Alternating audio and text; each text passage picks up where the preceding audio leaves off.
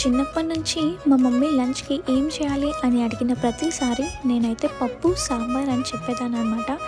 మా మమ్మీ చేసే sambar rice recipe అయితే చాలా సింపుల్.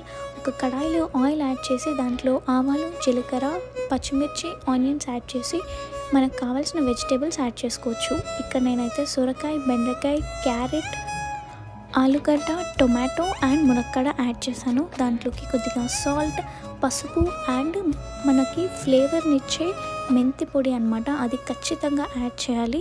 అది యాడ్ చేసిన తర్వాత ఒక హాఫ్ కప్ వాటర్ యాడ్ చేసి దాన్ని ఒక 10 మినిట్స్ బాయిల్ చేసి దాంట్లోకి ఒక 1 కప్ టామరిన్ జ్యూస్ కూడా వేయాలి. 1 కప్ ఉడికించిన కందిపప్పు కూడా యాడ్ చేసి బాగా కలుపుకొని 2 గ్లాసెస్ వాటర్ వేసి దాన్ని ఒక 10 మినిట్స్ మరగనివ్వాలి. లాస్ట్లో 1 టీ స్పూన్ సాంబార్ పొడి, 1 టీ స్పూన్ కారం యాడ్ చేసి లాస్ట్కి కొత్తిమీరతో గార్నిష్ చేసుకోవాలి.